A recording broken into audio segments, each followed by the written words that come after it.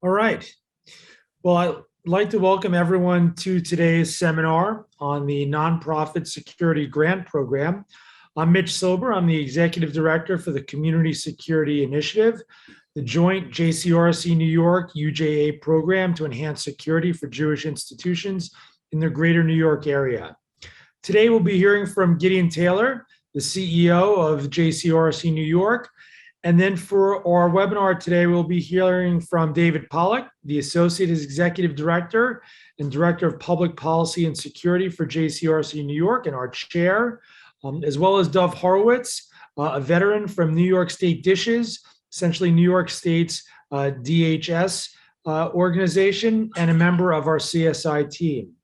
So Gideon, over to you for some introductory comments. Great, thank you. So it's a privilege to join you today. I have the incredible honor to serve as the CEO of JCRC.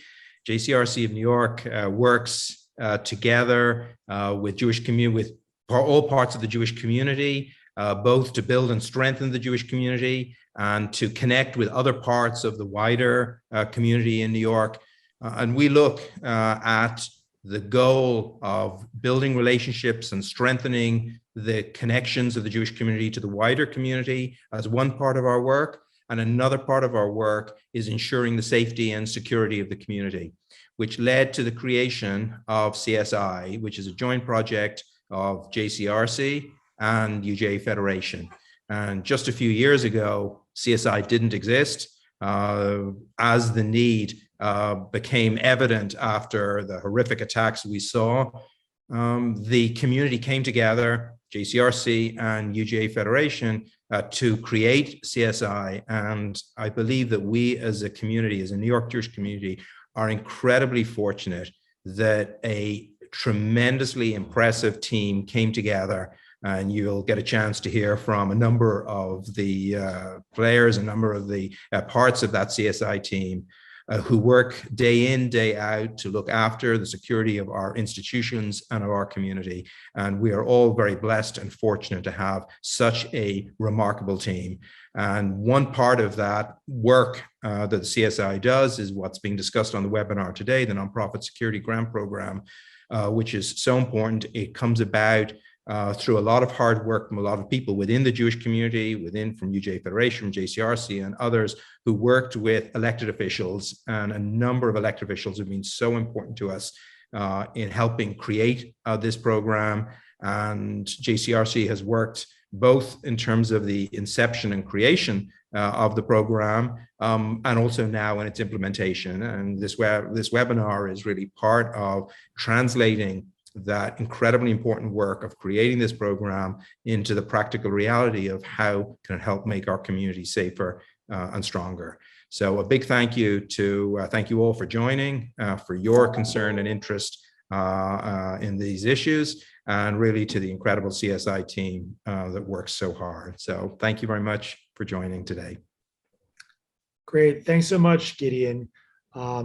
Obviously, we're all horrified by the events of this past weekend in Buffalo, and our sympathy goes out to the African American community of Buffalo, and as well as all of New York State. You know, this grant program is essential for keeping our institutions safe. We're learning about the incidents in Buffalo. Turns out this individual did reconnaissance and visited the supermarket a number of times. And we're trying to learn as much as we can about this so we can implement changes and adjustments in our policies and procedures to better protect our institutions. But this particular grant program has proven to be tremendously successful in New York State as well as nationwide. And that's why we think it's so important that you're all here applying for grants to try and improve security. So with that, let me turn things over to David and Dov. We're going to walk you through how to actually apply for the grant. And we know it's a complicated, challenging process, but the value's on the other side of it. So with that, David and Dov, over to you. Thanks, Mitch. I'm going to lead off and then pass the baton to Dov. The first question is the legal one. Basically, what this says is We've done our best. We're giving you the best information we can figure out, but it's up to you to read and understand all of the rules. Next slide. There are so many changes this year and so many nuances that we had to impart. It's a longer presentation than we had hoped. So what we've done is giving you a table of contents. We're going to have, there's the first section that I'm doing is getting ready. Then Dov is going to talk about what you can do with your grant and focus on what you really need. I'm going back to investment justification, and Dov is going to do scoring. And when you download this, and it will be available on our website, you can just click on the hyperlinks here and go to the right section. Next slide. So getting ready. What you're going to have to do is to do things called pre-qualification, new weird thing called the unique entity identifier, which is clearly a strange visitor from a foreign planet. I have an eGrants account, a mission statement, completed vulnerability assessment, and investment justification. And if you don't have all these things in hand right now, you're behind the 8 ball. Timing. Oh, would I love to have answers for you right now. I am closely monitoring my text while I did it, my text while I'm speaking, and the state does not have an approved RFA yet. Everything that we tell you is true is going to be true. And hold on with your questions on UEIs, because we're going to get to that. Assume that you're going to have to turn in, do a complete submission next week. Next slide. Okay, there are essentially 2 grant programs for New Yorkers, and it's going to be different outside of New York. New Yorkers, if you're in New York City, Long Island, and Westchester, you are in the urban area grant program. If you're outside, Muncie, upstate, you're in the NSGPS program. Essentially, you have to choose one or the other. Actually, you only have to choose one, or the state assumes you're in the other. Next slide. Okay, so this is very confusing. Make sure that you know about this ahead of time. You need to pre-qualify using Grants Gateway. That's number 1. Terry, if you can click. And click again. And to submit your grant, you're going to have to use eGrants. And you have to do both. By the way, when you ask me about eGrants, we didn't put a slide in, but there will be a tutorial that the state prepares. Hat tip to Valerie Bloomer, who is the great tutorial person there. And she, whenever I have to show someone how to do eGrants, I don't know how to do it. I open up Valerie's tutorial. In one page, eGrants in the other, another view in my on my computer, and I just go page by page, and I get to the end, I press submit, and everything works out. So that's what you should do. Next slide, please. Okay, this is what everyone is asking. The IJ says on it that you need a UEI, and applications will not be accepted without a UEI. That is not true. We're waiting for the exact language from New York State, but essentially the rule is going to be that you will need a UEI if you are a grantee and you want to get your money. So you have a little while to get your UEI. Don't worry about it. it's coming through. We should still, David, we should still try to get your UEI if for some reason you're one of those locations struggling to get through the process, or maybe there are some changes to your building and there's more questions. David's point is that if you're not able to get it by that due date, we have some information that as long as you continue trying to get it and at the point of award, you can provide it, you'll be okay as well. Okay, I've heard from dozens of people who got their UEIs in a matter of minutes. So don't, try. If you don't get it, we'll work on that later. Now, I just wanted to mention, this is a reimbursement grant, which means if you are a winner, you don't get the money up front. You have to jump through all the hoops, do everything, including, you have to sign a contract with New York State. You have to purchase everything, install everything, and then you can apply for reimbursement. Lots of groups don't have the money. Fortunately, our friends at UJ Federation stepped up and they created a security infrastructure loan at the Hebrew Free Loan Society. And you can apply to be advanced the money once you have a contract. So there's a link here, click on it, and you can go forward. Now, multiple sites. I notice, Sheila, you're on, so you have multiple sites. You can apply for a grant of up to $150,000 for 3 sites, up to 3 sites. You have to have a physical address. You have to have an assessment for each site. And each assessment has to be unique. It doesn't have to, obviously the overview of your organization is the same for each site, but you might have one site as a preschool, another site as a high school. So you have to have an assessment for each one. You have to have an investment justification for each one. You have to occupy the site at the time of the application.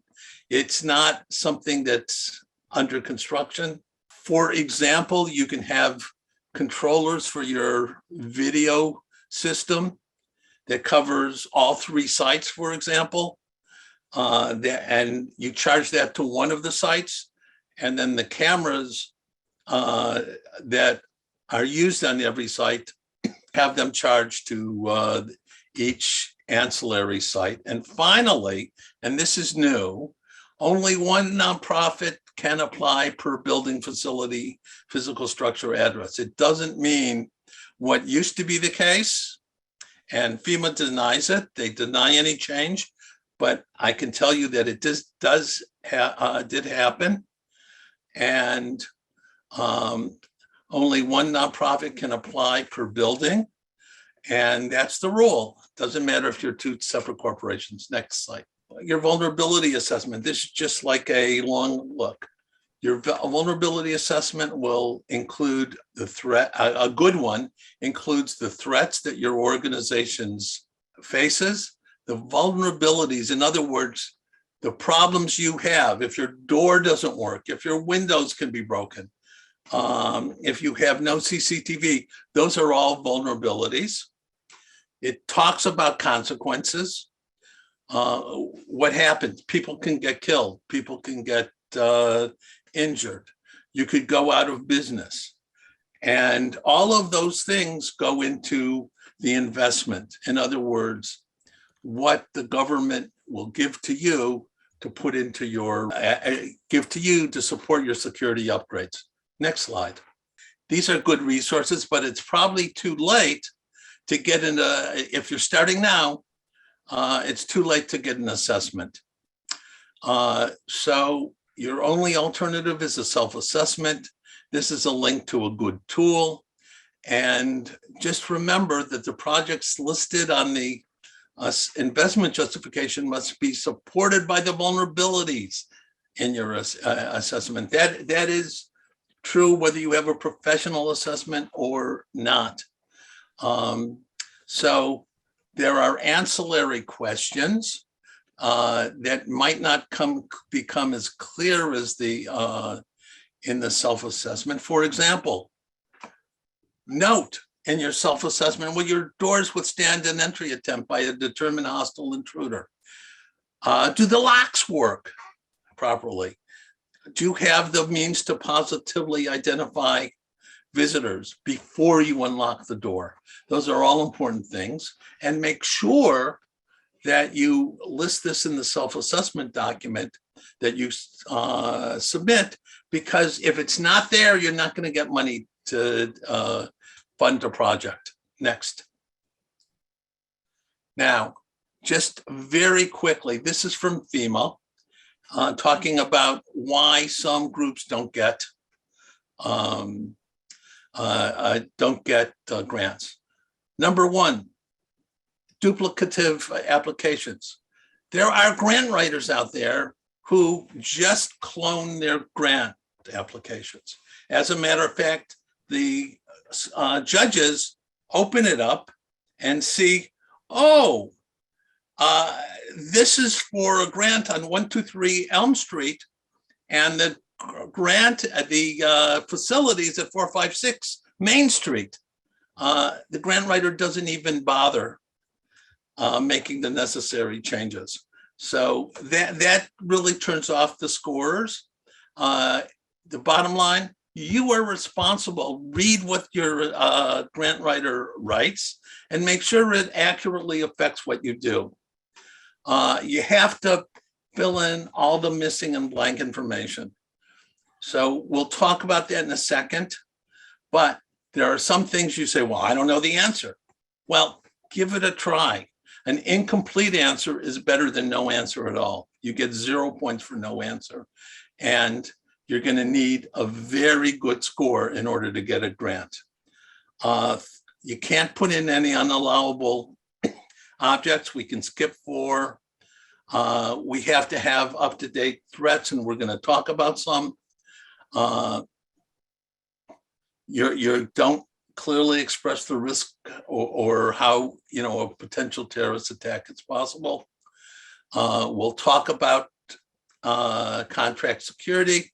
We'll talk about cybersecurity, and we'll talk about management and administration. Next slide. And for my final slide in this section, I've done this since the very beginning. Rule number 1, learn how to read and follow directions. Rule number 2, guess what? There is no rule number 2. See rule number 1. If you don't read and follow instructions, you're never going to get a grant. Now, off to Dove. And by the way, as Mitch said, Dove is a vet from New York Homeland Security and Emergency Services. Not only is he a veteran of that, but he was a judge. So when we're talking about something, we kind of know how people think on the inside. Dove.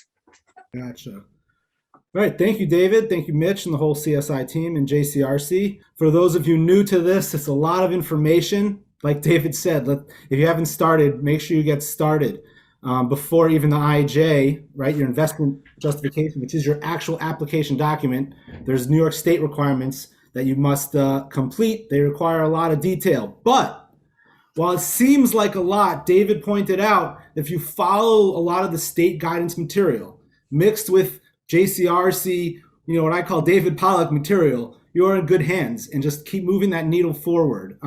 It's a lot, but it's literally step through. And the worst thing you can do is either A, ignore it and not read it, or B, try to complicate it and make it more complex than what it is. Especially this year, the IJ, which we'll show you later, has been made a little simpler. David and I have been digging in, and we'll go through that with the team. So before I continue, we have to know what we can actually do with this grant. We're not just getting money handed by the government to just do what we want. Like David said, it's a reimbursement grant. And more importantly, we at CSI, we care that we actually do good security programs. That being said, though, what are we actually eligible for? Let's first of all remember that this is a counterterrorism related grant. While what you do with your security upgrades will obviously help across the board for many threats, when you design your IJ, when you fill out your sections, when you make your request, think from that perspective. Obviously, again, there are multiple benefits. A good access control system helps you organize the regular flow of your facility. But the real goal of keeping the doors locked when they should be and who gets in where they should goes a long way in your security and counterterrorism measures. So what's allowable without going through this whole list? Those of you who have been doing this for a while know that in the last couple rounds, the Fed started allowing contracted personnel to be an allowable expense, meaning security guards. We'll go through that a little bit later. Planning, right? Very important. What good is it to slap up and install equipment if we actually don't know and have an idea of how we want to use it? Very important. And almost more important, training. Super critical for your team, for your staff, for your members to know what is expected of them. Not everyone has to know how to use the camera system, but they should know how to respond in an emergency. And then, obviously some of the next categories, which will line up with those of you who are veterans, are familiar with the Authorized Equipment List, the AEL, right? Those are the items that you can purchase with the grant. These items will line up with those allowable categories. And this year, the IJ, your investment justification, will allow for drop downs, so you can more easily line it up once you know what you actually want. How do you know what you want? From your vulnerability assessment. So now that we know what we do want, next slide please, Terry. What is not allowed?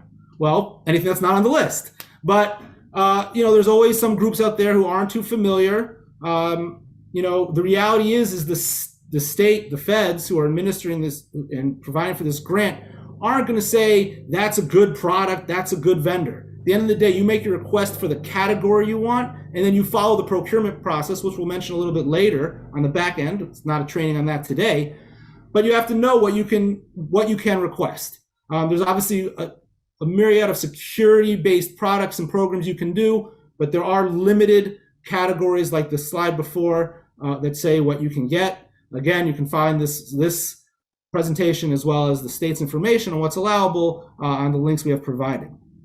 All right, but no organizational salaries, definitely nothing you've already installed, right? You cannot get paid back for things that were purchased prior to this grant. You need to be awarded the grant, in contract, and then a ton of other fun steps before you can actually install something that will be reimbursed by the grant.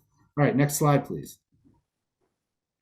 So real quickly, and not something that we need to master or know now, but something that anyone who's worked with our regional managers is familiar with, there are certain electronic systems and vendors, mostly camera-based manufacturers based out of China, which are not allowed to be purchased under federal funding because they pose a threat to the U.S. You can definitely find information. There was a recent article in the last week or two about how the rules against these companies are actually getting stricter. Some of these products are good cameras, let's say, but there's other risks that come along. So please be mindful if these are your products. And once you do get an award, be aware of what products your vendors are proposing to you. And let me just kind of reiterate that in all of this, in every step after you get a award, and even until our regional security managers, we have Bill Hayes is our Westchester Bronx. Terry Byrne is our Manhattan Staten Island regional security manager. And they are terrific. And if they don't have the answers, they'll get them for you.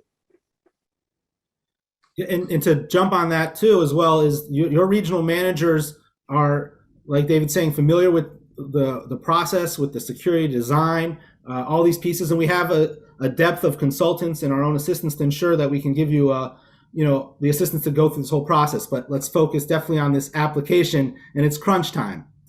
All right, so like we said, the last couple rounds you were allowed to fund security program, meaning security guards, personnel. What does this mean? Again, it has to be post-award. You cannot be reimbursed for spending you have had on officers before. And it has to almost be actually a new category, and adding a guard if you didn't have, or adding a second guard if you had one. But no matter what, you definitely need to go through, once you have this award, the procurement process. Again, the procurement process is a little bit too deep to go into now, and we'll mention it before I hand back to David. But what to think about on the front end, there are rules about how you use the funding. So even if you have some officers and you want to get additional officers, you will have to go through an advertisement and get multiple bids. That being said, on guards, on security personnel, you're limited to about 50% of your award for this. There are technically waivers for if you need more, but at the end of the day, any security program is a puzzle, and it's the pieces that go along. Your guards with your access control, with your hardened and locked doors. So make sure you're thinking about that whole picture of how we actually secure our facility. All right, thank you, Terry. Next slide. We mentioned cybersecurity is also an eligible category. Make sure that if you do plan to apply for it, now there's some limited features that you can purchase with this grant. People have used the grant, the NSGP, for cybersecurity measures, backups, antivirus and anti-malware protection, firewalls, etc. But make sure if you're going to ask for it, and this goes for any category you're going to ask for, that your vulnerability assessment states this as a vulnerability. Most likely it exists, but if your report, whether it's a report you got from a private vendor, from CSI, from your self-assessment, make sure you specify this so that when you are post-award, the state can match it up with your request that, this is a vulnerability, a weakness that is identified, and this is your measure to fix it. And by the way, just as an example, firewalls. Firewalls are hardware, and firewalls, you need a subscription to keep them up to date so that they keep the bad stuff out of your system. And there's a subscription for that. Your subscription fees cover the period of performance, which is usually 3 years. And then you would have to take that over yourself. By the way, in case we don't mention it, there are pieces, there are elements of your cameras and your access control systems that also require subscriptions, and the same rules apply. All right, thank you. No, and I appreciate bringing up the 3 years. We're going to come back to that because that's an important point of the period of performance, your contract period. Next slide, please, Terry. So we mentioned planning. Obviously, it doesn't mean anything out there. It has to be relevant to NSGP allowed categories, to NSGP protected objectives, how to respond to an active shooter or emergency event, evacuation. So if you're putting this into your application, be descriptive what you're looking for. Use language from your assessment that should specify it, but make sure it lines up with those vulnerabilities you've identified, right? There's definitely myriad of planning activities out there, but this is definitely focused to your security requirements. And if you were to get the award, make sure you coordinate, obviously, not only with your regional manager, but with your DHSES, your state Homeland Security representative, who will be your partner as you navigate this process. All right, thanks. Training drills and exercise, super, super critical. Obviously, good physical security around the perimeter of your building, around your building envelope, hardened doors and windows and locks are crucial. But do people know what to do when an emergency happens? Does management, do teachers, do volunteer personnel? Training is just a compounding interest of the benefit of conducting this. Also, make sure, if you're putting in for your budget, that you not think it's not a one and done deal, that you can continuously, maybe it's every quarter, maybe whatever you decide is appropriate for your team, your capacity, your needs. But very, very, very, very important, whatever you request, specifically with training compared to some other categories, even if you make that request in your application for training in your budget from the grant, and you are awarded it, before you go ahead and even you follow the rules, you did the advertisement, you did the bids, you brought in your vendor, before you move forward and sign the contract, you need to get approval from DHSES, from New York State Division of Homeland Security and Emergency Services. They want to make sure that's a training in line, again, with these programs. There's a lot of vendors out there. They won't approve the vendor, but they will tell you if this is an okay training based on the curriculum and some other information they'll have to collect. So just be mindful that there will be a process on the post end, and you'll need to get that pre-approval.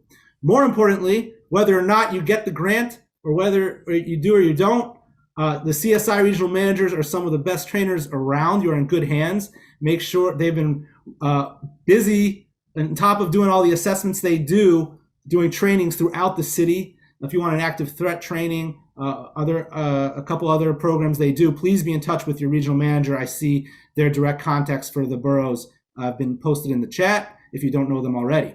So they are available for training as well, unrelated to the grant. And if you have training budget in there, you can use it for other type of allowable categories or trainings, but you have a good resource at your disposal. Okay, what is M&A? M&A is for your benefit.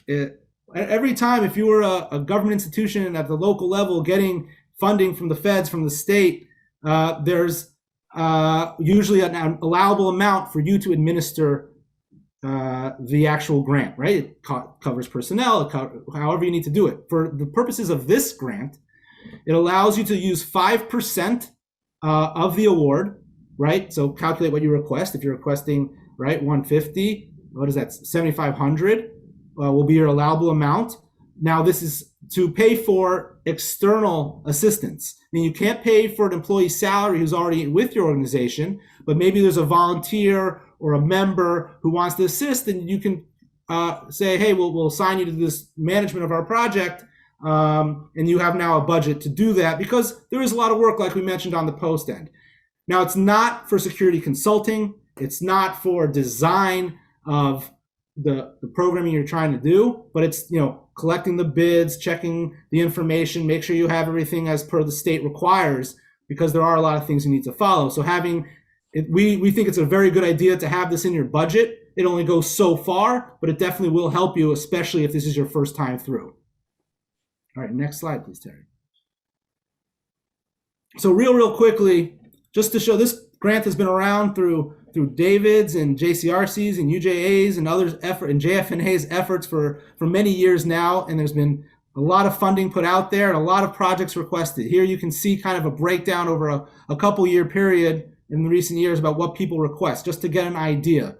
If you're not sure where to start, talk to your RSM, talk to your regional manager about what are those things, and obviously, refer to your vulnerability assessment. Next slide, please. All right, so I'm going to close out here, but to take a few minutes, we definitely need to focus on what you want to receive with this grant, and to think about the post action. We've learned with a lot of the places that try to put a few bucks here, a few bucks there, a few bucks there, right, to get a bunch of different projects and programs going, it's going to be a lot of work on the back end. David mentioned a 3-year grant period. It sounds like a lot of time, but there's something which we're not getting into that requires FEMA approval, EHP, takes a couple months. It's the design of your program, making sure it doesn't impact historical buildings and ecological environments, but it takes a couple months right there. You got to find the advertisement. You got to work with your vendors just to coordinate walkthroughs. These things take time. If you can move step by step, you'll be in good hands. But if you wait towards the end, or you put a ton of pieces that you have to navigate each one, it just chips away at that time frame. So we think, be selective, put a big amount of funding in the right categories, maybe 3, depend what you need, depends on your needs. But the more categories is the more requirements on the back end to follow, especially if they're very different. A door versus some sort of electronic system, right? So very different vendor versus a camera vendor might be also able to do your access control system. So just be mindful. Access control, your cameras and your alarms probably can be done by a single vendor. So, that's easier, but the more kinds of bids you have to get together and figure out, the less likely you are to finish. And, literally, we have many organizations with grants expiring in August, and it's already too late to follow all the rules, jump through the appropriate steps, and get everything installed by August. We've tried and we've done a few miracles, but it's hard. Even if the one vendor can do a couple systems, you still need multiple bids on each system. So we're just trying to save some heartache on the back end. That's what we're trying. That's the point there. You definitely, if you have multiple projects you need to do, please do so. We're just saying from our experience working with many locations in the community, that's how we advise.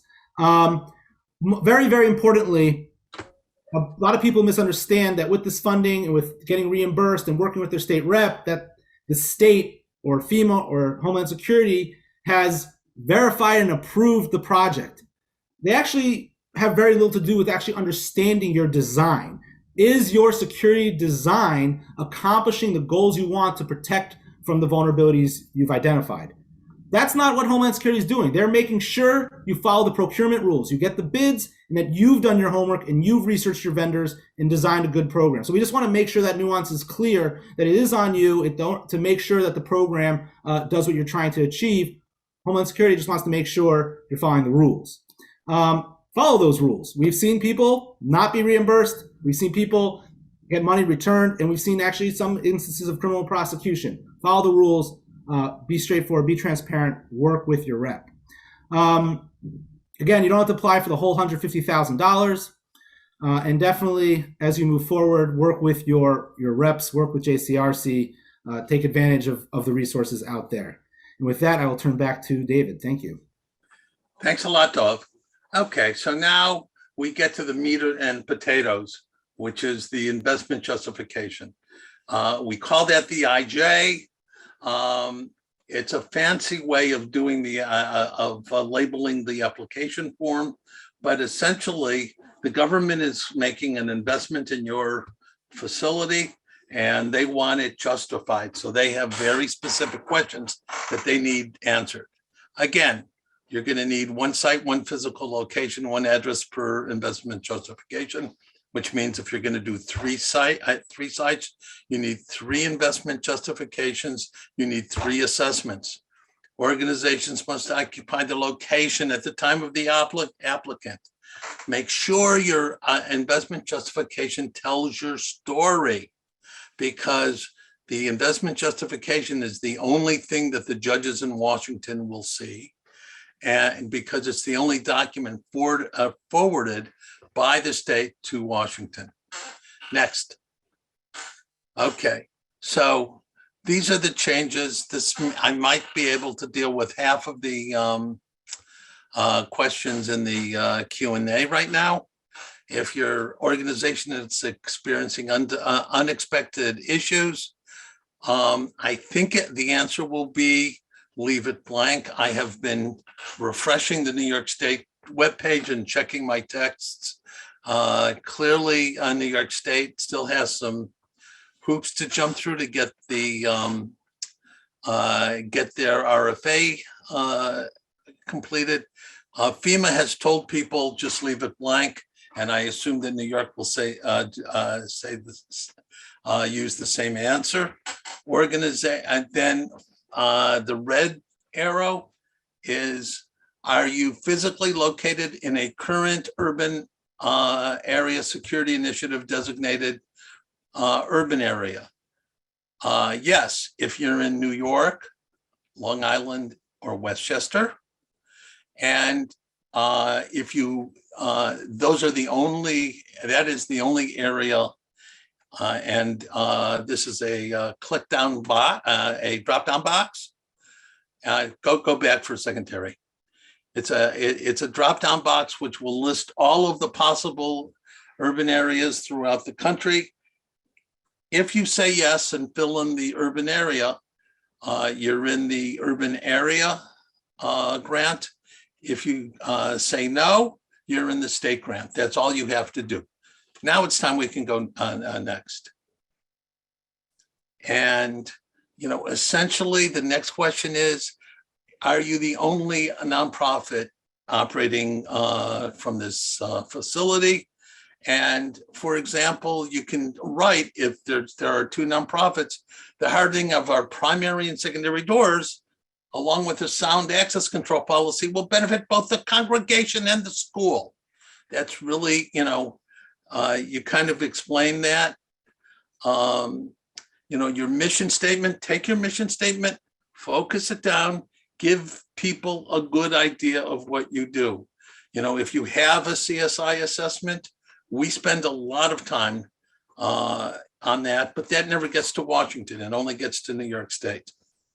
So anything, any house of worship, synagogue, any religious school, and any JCC are organizations at risk due to their ideology-based spiritual, for ideology-based spiritual or religious reasons. Choose that, please, because you get what I call a triple word score. The average of your federal score is tripled. That will probably, if you do a good application and you get your triple word score, you're probably going to be a winner. Now, there's a new question. Please select the organization's primary affiliation. It's a bunch of religions. They want you to choose Jewish. Next slide. Now, what is your symbolic value? It doesn't mean that every synagogue and every school has symbolic value. It says if applicable, but still do not leave this blank. You describe your organization, its mission, purpose. For example, you can say that we're on a main road. We can say we have distinctive architecture. We have leaders who are prominent public figures. We have congregants who are prominent public figures. All of that does count, but explain it, or alternatively, explain that your organization is a community-based organization serving, for example, Kensington in Brooklyn, and you have very devoted members, but there is no associated symbolic value. Now, you get the same points either way, as long as you're doing it, answering the question completely. And by the way, this section is worth more points than last year. Then you want to, it asks you if you have experience in disaster response. And then you choose the terrorist attack, man-made disaster, natural disasters, others. Well, terrorist attack, you can say, did you have a role in the Brooklyn subway shooting, or 9/11? You can talk about that. A man-made disaster, natural disaster like Hurricane Ida, COVID. If you worked with public officials to get word out on vaccines, that's exactly what they're talking about. If you work with the Red Cross to become a disaster shelter, that's exactly what they talk about. Next slide. Okay, your organization type. This is what they ask you to do. You have to submit your mission statement. Next slide. By the way, we're going through these very quickly, but we wanted these slides out there so you can download them and review them. Risk. So the next part of this is the risk. Again, this has increased in value from last year. It's worth 15 points, 5 for threat, 5 for vulnerability, 5 for consequences. Do not confuse which is which. Go back and look at what, review what we say, because people confuse threat and consequence, threat and vulnerability all the time. Threat is what happened to you. For example, we just had a string of bomb threats to Jewish community centers post the Brooklyn shooting. That's exactly what should go into this kind of question. And, it includes police reports, reports to CSI, reports, things that have been included in your risk assessments. Any sort of phone, email, social media, or mail threats, vandalism, graffiti, all of that is appropriate. Broken windows, everything should be listed. And then what happened locally and worldwide. And excuse me, in our information, we, when you get a CSI assessment, it's all included in your assessment. Now, vulnerability, that is what is wrong with your facility, which could allow this kind of thing to happen, a terrorist attack to happen. What's wrong with your plans, your policies, your procedures.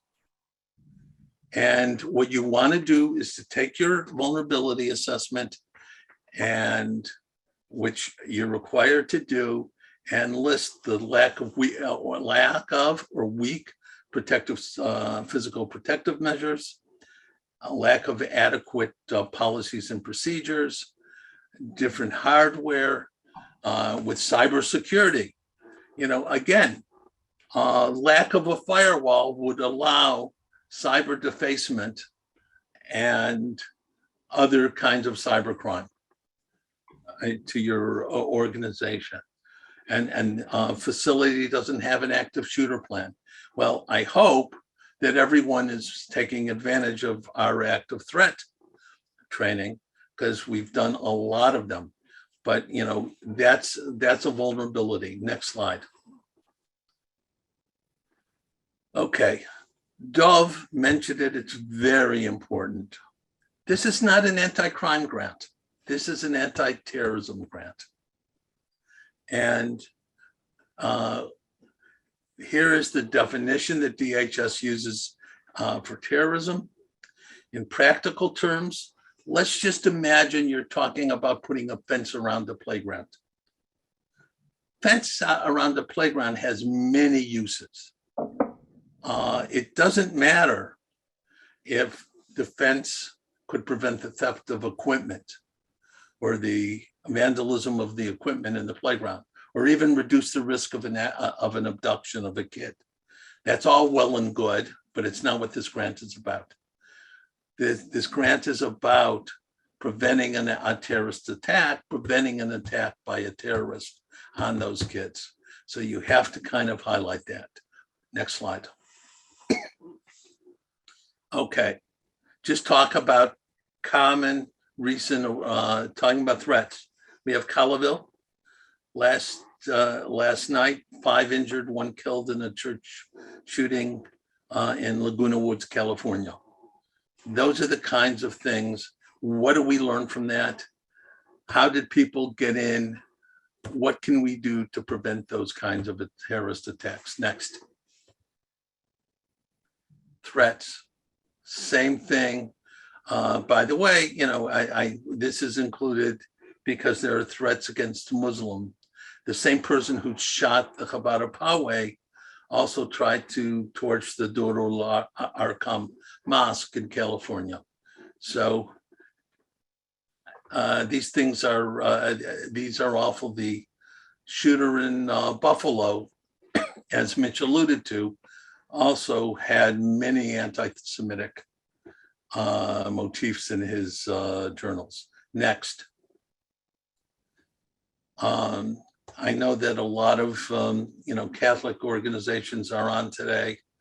There's been a spate of church statues vandalized. Those are horrible. What can we do to either stop that or bring the evildoers to justice? Next. Consequences. Again, there are human, economic, mission, and psychological consequences. And this section talks about the kinds of consequences that you can do. Make it fit your organization. This should be included on the IJ. It's almost a gimme 5 points as long as you answer the question. Next. Now, This is the hardest part because it's called facility hardening. It used to be called target hardening. Again, it's worth more points. And this is in two confusing sections. One a narrative and the other a dropdown. So for example, for every one of your items that you ask for, you need a narrative. This is another good reason that you don't want to get 5 items, because you see this little blue area, you're going to run out of space. It's the same space that you always have, but you're going to run out of the space. So, just as an example, they want you to do, explain the hardening activity, the vulnerability that it addresses, and detail the cost. Now, the tip that we will see on the next slide, but I should have mentioned it back in vulnerability.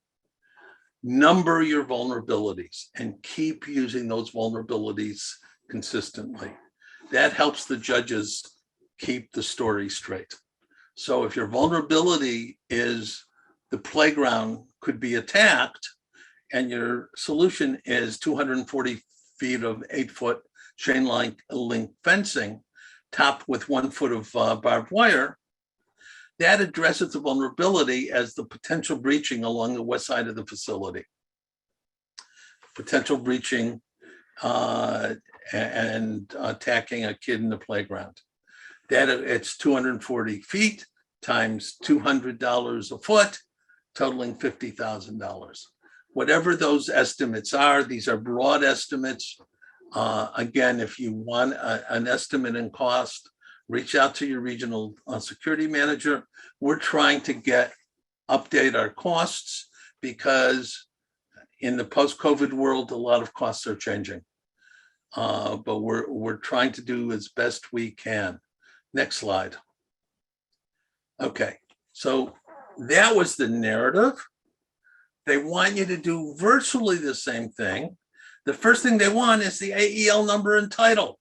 It used to be that you had to say, David, what's my AEL number for this? You don't have to do that anymore. There's a drop down for every possible category, and this is the definitive word. And you do the drop down for 14 SW-01-PACS, which is physical access control system. The vulnerability to be addressed, let's say that your vulnerability is that you don't have the capacity to adequately screen all people entering your building, and that you put up in 14A2, and then the estimated funding that you had in 14A2. So I don't know why they want this twice. They couldn't do this all in one fell swoop, but this is the way you have to do it. Sorry, we're only the reporters. Don't kill the messenger. Next slide. Okay, now there are a few other technical questions. These are worth about 30%. Number one, milestones. This classically, people lost points and they continue to lose points because they don't understand it. They're not good project managers. What you have to do is to figure out the steps for your program. I've given you the first 3 steps with start dates. Receive notice of grant award. I have is September 30th.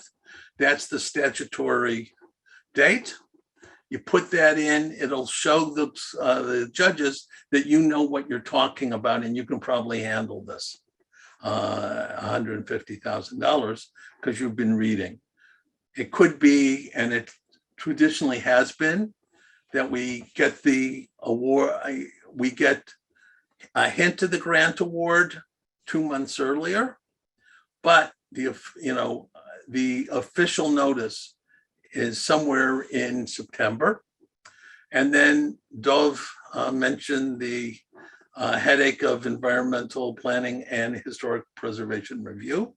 You're going to have to submit all kinds of pictures and floor plans and all kinds of fun things. Remember, there's a pot of gold at the end of this rainbow, but you have to work to get there. So you have to, let's go back. You have to get those, you have to do all those steps.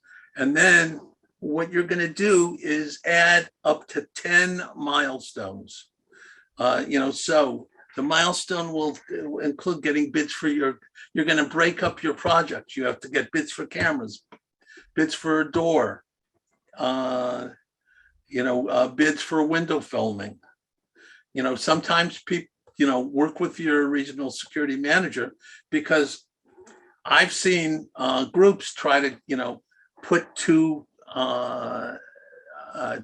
fields together, two vendors together, and one vendor is just subbing to another vendor, so you get charged more.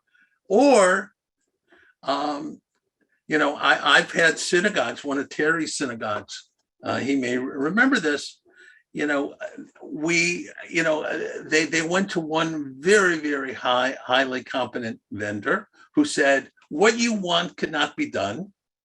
So they kept shopping around until they found a vendor who said they could do it.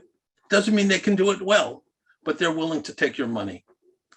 So again, you have to set out up to 10 key activities and corresponding milestones. So it will be, again, for each one of your projects. Next slide. Just before we jump, note that section was 5 points out of 40. In a lot of locations, fill out a line or two, get the grant, implement the grant.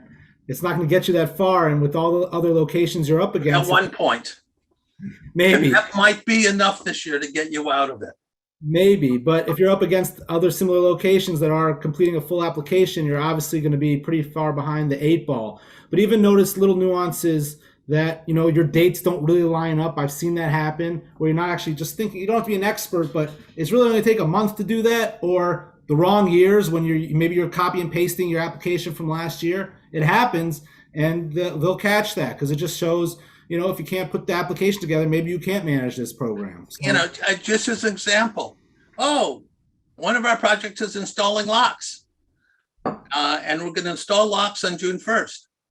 Well, install doors. Well, we installed doors on August 1st. Well, you can't install the locks on non-existent doors. That's what they catch you on. Exactly. Just be a little logical. That's all. Not an expert, but a little logical. Okay. So this is project management. This is a reduction of points. Essentially, what they want is the requested contact information. They ask you for name, phone number, email address, and experience of the project managers. They haven't had so many problems in New York because eGrants makes you give all this information. But they want it here, and the experience of the individual. Again, you don't need it could be that Mr. Smith manages all of our facility and has done a lot of upgrade work, supervised a lot of upgrade work. That's essentially what they want. And then what are the problems in effective implementation? We don't know what COVID's going to bring. We don't want construction during school hours. You don't want people with machinery drilling when the kids are in school. We have lots of supply chain headaches. A lot of our organizations can't find competent workers, the people who do electronics, and include how you will coordinate with your state and local homeland security partners. Again, here is what you say is, we are going to work closely with DHSES and work with the program representative assigned to us. And let me say it because, our team has heard me say this about 5 million times. Always ask, Mother, may I? Go to your program representative and say, this is what I plan to do. And is that okay? Now, I want you to, we said that failure to follow the rules, if you fail to follow the rules, you are at risk that you won't get reimbursed. And, I had a synagogue call me about a month ago saying, oh, we did this, we're fine, they won't give us our money. So I said, tell me what happened. And they didn't even get half their story out. And I said, you can't do that because they didn't follow the rules. They're on the hook for $73,000 because they're not going to get reimbursed. Next. All right. Okay, impact. Again, you want measurable outputs and outcomes. These are, these are kind of defined by FEMA and DHS. By the way, FEMA is the organization that administers grants within DHS, and that's why, we keep going back and forth. You can say that your organization, and this is like holy language. It's one sentence that answers 14 of their questions. Your organization will contribute to the national priority of enhancing the protection of soft targets in crowded places. That is a national priority. So you're furthering it. That's good for their impact via the following physical protective measures. Physical protection measures are one category. You can look at other kinds of categories for training and exercises. And then you can say all of our primary doors will withstand an assault by a determined intruder for at least 10 minutes. All of our windows within 18 feet of the ground will be filmed and anchored so that injury to all inhabitants by flying glass is minimum. And they want the performance metrics in here: percentage of funding spent on contract security, percentage of funding spent on target hardening, and the percentage spent on training and awareness. By the way, if you don't put those percentages in, you're going to lose points. It's really easy to do. Just sit there with your calculator and do it. But if you don't do it, you'll lose points. And this is 4 possible points. I don't know if you'll lose 2 or 3. I don't know. But those are the questions. Next slide. Okay, this year, bonuses are different. First of all, for the large number of people on the call today, you guys have a huge advantage because you will get 15 extra points added to your score. So what? That's big. And it doesn't mean that if you have a perfect IJ, you're not going to get a grant, but there's a huge leg up for the first timers. Most of the Jewish organizations get the mission-based bonus that I mentioned before, that their scores are multiplied by a factor of 3 if they're at high risk due to their ideology, beliefs, or missions. There is a bonus this year for underserved communities. There are very, very few areas in the New York area that meet that definition. So, you should just know that. Next slide. Okay. Then there's a question in funding history. This has always been here. Has your organization received funding in the past? Yes or no? And then they want to know in the last fiscal year, within the last 3 years, within the last 5 years. And then they ask, okay, what years did you receive grants? And these are only the nonprofit security grant. Great. So I assume they want those 3 categories to help the states. The states have to both give a score and assign a priority to every grant. The states might say, look, if you haven't gotten the grant for 5 years, we're going to give you a higher priority, which means that if you got a score of 37 out of 40, you might be at the front of the 37s as opposed to the people who got the grant last year.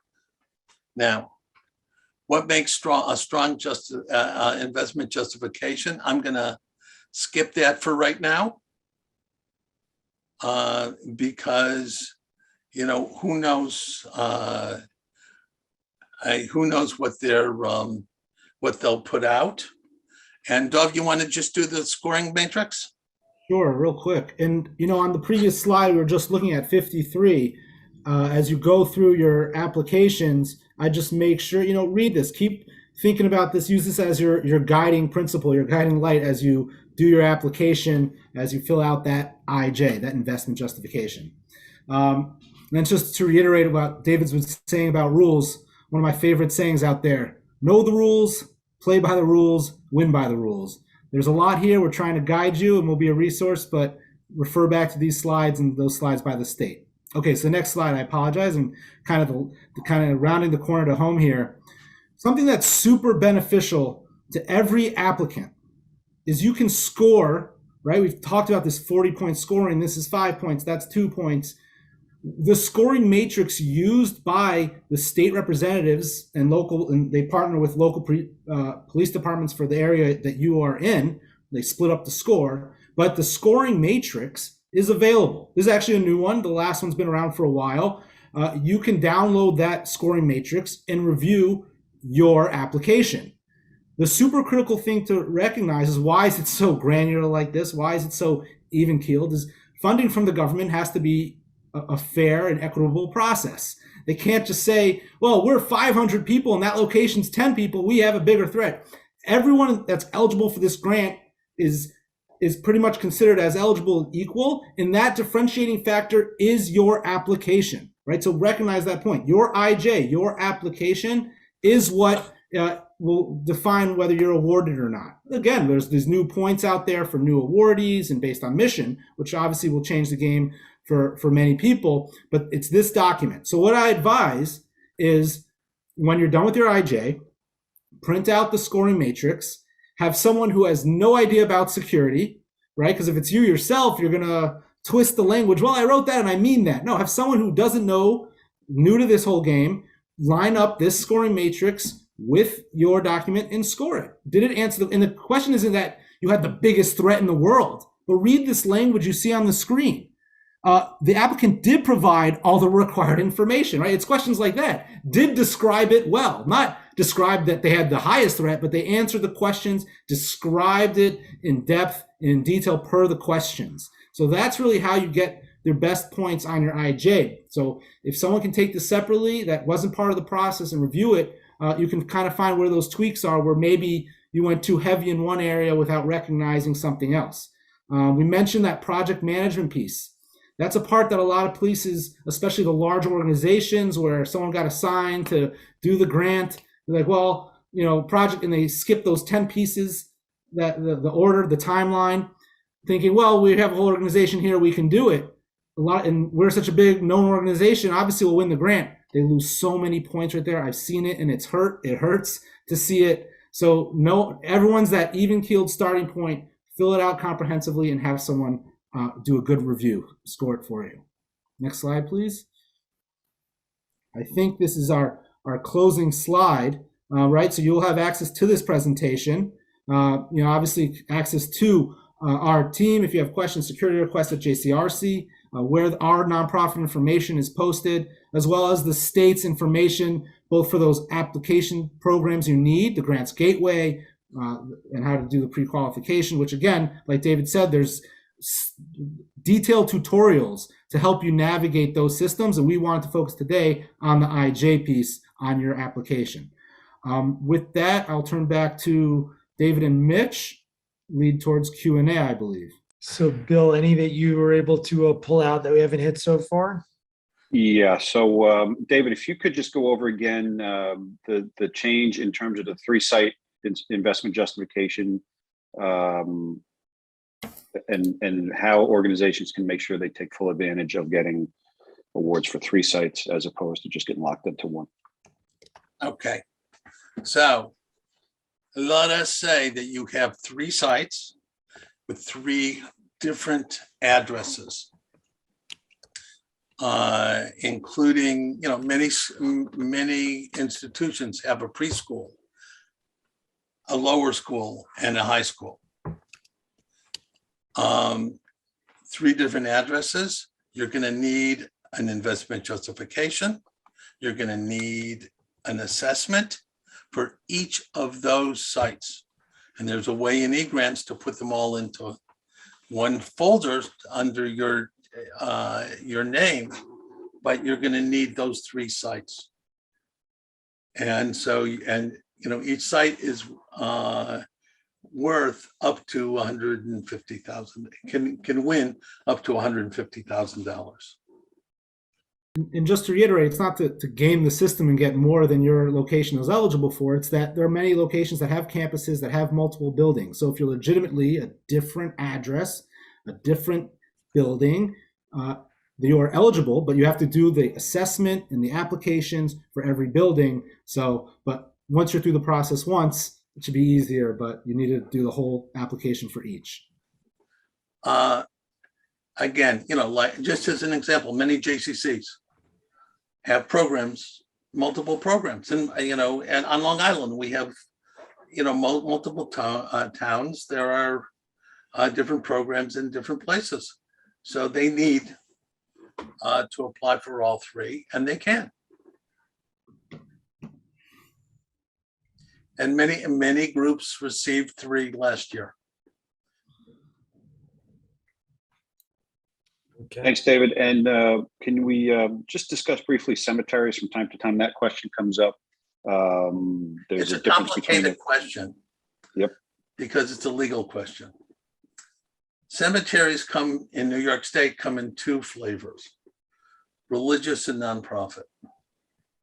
If you're a religious cemetery under the religious corporation law, you're incorporated under 501c3 and you're eligible. If you are a nonprofit or cemetery, and since Cheryl's on, she's the lawyer. Do you know that cemeteries are 501c8 organizations, not C3? They're not eligible. You're saying, David, based on how they've established Corporate status. This is only for 501c3 organizations. It's complicated. We wouldn't have it any other way. Thanks. If somebody got a streamlined pre-qualification to get the New York State hate crimes grant, do they need to get pre-qualified again? And if they got a state hate crimes grant, does that count as a yes answer to the question, have you ever received a grant before? This is exclusively for the Nonprofit Security Grant Program, exclusively. Don't worry about that. But we've been saying all along that the streamlined application is only for the hate crimes grant. People have to do the full grants gateway, and they better have started yesterday to get it done. The good news is, if they've done a streamline, they may have some of the documents necessary at hand. Right. And so in short, to suffice, your streamlined pre-qual will not support your NSGP application. And good question from one of our schools. If it's a yeshiva school or a similar organization, but they're Jewish, like a yeshiva or Jewish-based school, should they still select ideology-based organization instead of education? Absolutely. Every Jewish school, every house of worship, every Jewish community center, every Zionist organization is at risk because of ideology, religion, or beliefs. every Planned Parenthood, every Catholic institution, same thing. And in terms of security guards, now that that's an allowable expense under NSGP, if an applicant wants to put in for guards, can they apply to build a security booth to house those guards? Look at those categories.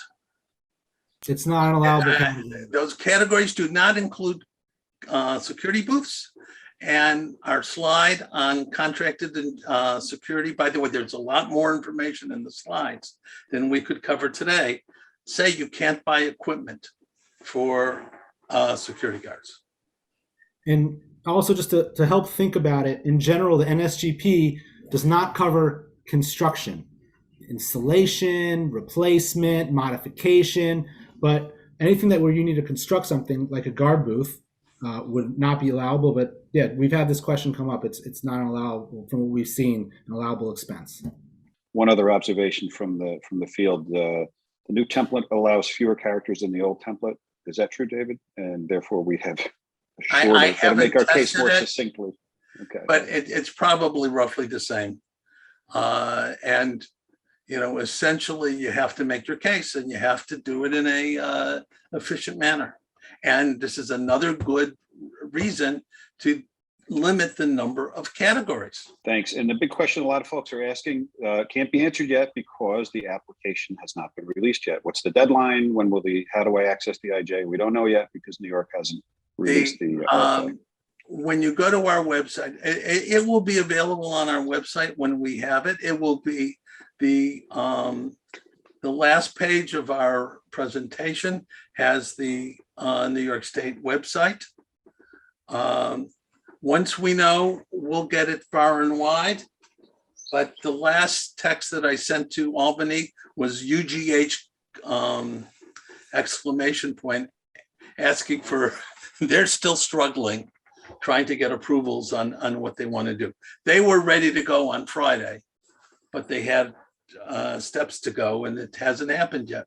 New Jersey just came out, I saw while we were talking. Right. So David's sitting on pins and needles for everybody, trying to get that information. It just has not been released yet. You know, the federal information was only released Friday, and there's more changes this year than ever before, I believe. So just got to be a little patient, but there's still plenty to do without knowing that deadline. David, you want to just real quickly about UEI? You know, the goal there, people are still asking that is to transfer your DUNS number. The DUNS number is no longer allowable, and you should be doing everything you can to get the UEI number. Some people have quick success there. Regarding the UEI, I also had an organization tell me the other night that they called the customer support number, and they were given the option to leave a number for a callback because there was some unreasonable, like a 90-minute wait time. And rather than do that, they stayed on the call and punched through that menu option and got a pretty quick response, got a human, and within 24 hours got their UEI number taken care of. Like many things, he's persistent. I see a question. Can you use the self-assessment that you've used for a hate crimes grant? You know, there's no straight answer there. The reality is, being that you can use a self-assessment for this grant, there's no rules about which one you can use and what you can do. It should be sufficient. We've seen people use crime prevention surveys. The question is, does it cover all the categories that you want to apply for? And is it, you know, as comprehensive as it needs to be, but most likely should suffice as the requirement for an assessment? How deep is it? How comprehensive is it? I don't know. There's a question about a teaching hospital considered education. There's a category, medical and educational institutions, both get double word scores. Ideology, religion, and belief gets triple. Everyone else gets just a single. Just to clarify on the UEI number, because there seems to be a lot of questions about that. A word of advice, keep plugging away at trying to get that number. It's not going to be a game changer in terms of the application process. In other words, if you don't have a UEI number, you can still proceed. You can still file your application with the state. FEMA has agreed with the state administrative agencies to accept it without, but you're going to need it before you get an award. So no matter what, you're going to have to keep trying to get that number. The problem right now that we see is that they haven't clarified whether to leave that space blank if you don't yet have a number, and we will try to get the answer for you. But again, in terms of the application itself, if you're ready to file and you don't have that number, it's not going to be an automatic rejection. David, have we seen updated information on handheld radios and PA systems? I dropped down for that. Beautiful. What we have noticed about PA systems in previous years, look, that was a new, communications equipment was a new category a couple years ago, similar to how guards are a new category in more recent cycles.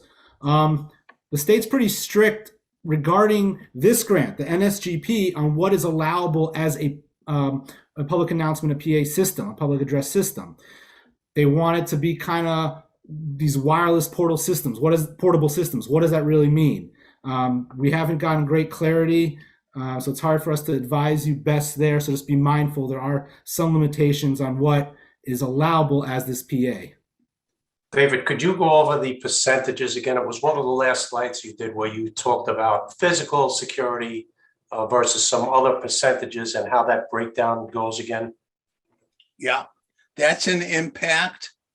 Essentially, what we're going to do is contract security, target hardening, and training and awareness campaigns. By the way, doesn't matter what you answer. What matters is that you answer. It can be 100% on target hardening. Right. If it's hardware, it'll be 100%. And I said target hardening, that was last year's term of art. Now it's facility hardening. I see a question.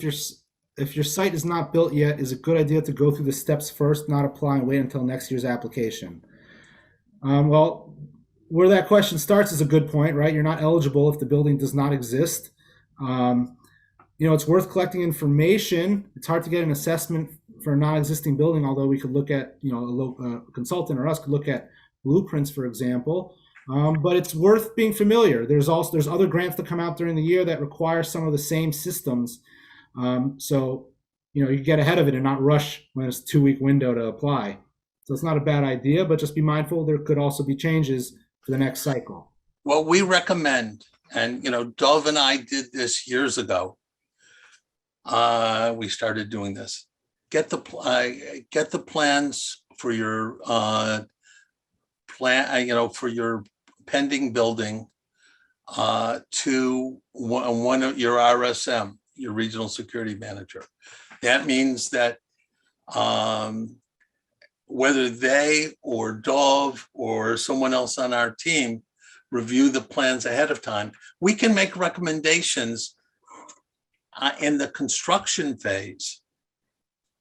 There are some things that can be built in. If we recommend you have cameras at 12 locations, you can tell your electrical contractor to build the connections to those 12 cameras ahead of time. Bill just built a house and, he put in the connections for all the TVs, in every room. If he had to open up the walls after he moved in, it would be a mess and it would be expensive. When you're running cabling, when the walls are open, it's very inexpensive. So what you could do is to open up with a minimal number of cameras and access control and PA options. And then down the road, when you actually can apply for a grant, you can add on and just plug that stuff in. It'll be cheaper and you won't be disrupted. There's a lot of people who are asking questions about the assessment, the security assessments and the weight that it's given. We mentioned it in the presentation today that it's really given no weight. You have to have an assessment. You have to submit an assessment with your application. but the assessment itself does not get weighed. What the assessment helps is to answer some of the questions in terms of vulnerabilities, risks, threat. In our assessments, they actually are laid out in such a way that you can cut and paste them right into your application. But as far as neither at the state level nor at the FEMA level, it doesn't even make it to FEMA. But you have to have it. So whether it's a self-assessment or you have the police come in and do, even if it's a crime prevention survey that NYPD does, no matter how you get it, you have to submit it. But it's not given any weight at all. Yeah, let's kind of clarify that. The feds give it 0 weight. New York State has told us they love the CSI assessments because they have a 360-degree understanding of the institution. So they can do their work a lot easier, both in terms of scoring the applications and ultimately, monitoring the installations. So they want to do all of that. They love it. A law enforcement assessment is usually a checkbox. They're not thrilled, but they cannot, you're eligible. The law enforcement checkbox doesn't list the threats. So, the more comprehensive, Bill, you look questioning. Was I, was that the or Speaking right to my heart. In-laws. Okay. As long as they, as long as you have something from the crime prevention officer, that's sufficient, and we move from there. And training and planning should be mentioned in your assessment. It should definitely be on your application if it's something that you're in need of. But it does not have to go in M&A does not have to go in a vulnerability assessment. It's something that we recommend you ask, David, if I'm correct, that Yes. you put that in because it gives you a little wiggle room with that 5%. I don't want to get into details with that, but it gives you your estimate of cost for the different projects are not going to be precise. It's really a guesstimate. If you put that in, that's another 5% that's accounted for under one category. You might be able to, you have some wiggle room to work with those numbers later if you have that in there. Yeah, and just back to the assessment question, any security program in the world, ideally you design the building like we were talking about before it's constructed so you don't have to retrofit, but the assessment is your starting point. So it's coming with a solid assessment will lead you in a good direction, but like Terry was saying, many things here will fit the requirement to apply and be eligible, but the assessment, a good one goes a long way. I saw a couple questions I want to rip through real quickly in the sake of time. First of all, there were a couple questions that if we mentioned if doors were a non-allowable expense, no, that is definitely allowable and very important, right? Physically preventing someone from getting in done correctly to the right specs, installed with good locks and hardware is one of the best things you can do. So definitely allowable. There was a question about, is a man trap considered construction? That's a very good question. It depends, right? Sometimes you might have an existing vestibule, you just need a retrofit. But if you need to really do construction, you might have to either, either work with the words or figure out how you're going to design that within the allowable way. But it depends is the answer. There was a question. Use the word install, and it depends. And then again, remember what we said about Mother May I. When you go down the road and you if you have a grant for a man trap, that's a really strong counterterrorism measure. And if you're essentially building a new wall and a little door in a big wall, they're not going to approve it as easily as just doing a vestibule. There was a quick question for M&A. Does that need to be in the vulnerability? I believe not. I've never seen it in an assessment. It's a kind of a standard operating procedure for grant funding that many many utilize. And then the last question I saw, if we have a rental, are we eligible? Yeah, it's always been the case. The building owner, the rental, just you have to obviously be occupying and using the building. And obviously, if you're a rental, you need to now coordinate with building ownership to do a good program. You know, it could change what you're able to install and do, but definitely you are eligible. You know, and Dub, I think there's a question. Sorry, Dave. There's a question on the new IJ that makes you attest to that you have the permission to. Exactly. And, you know, essentially, you know, if you're a school, you're renting a new building in September, sorry, you don't occupy it at the time of the submission. Okay, so we will be posting the PowerPoint this afternoon and the tutorial, you know, the full recording as soon as YouTube and Jennifer can do this. And we Actually, I'm just going to pass it to Cheryl Fishbein, the president of JCRC New York, and on July 1, chair of JCRC New York. So, Cheryl, over to you for our final benediction. Thank you, Mitch. So the Ethics of the Fathers Pirkei Avot quotes Rabbi Tarfon as saying, Hayom katzar v'hamlacha merubah, that the day is short, but the work is plentiful. And maybe the better translation for us today is that the time is short and the work to complete our applications is overwhelming. Rabbi Tarfon continued, noting that the reward is great, and I think we all understand that. That is true. And if we complete our grant applications, we can receive up to $150,000 in grant money to protect our facilities and anyone who enters. Our great CSI team is here to assist you in this overwhelming task, so please take them up on it.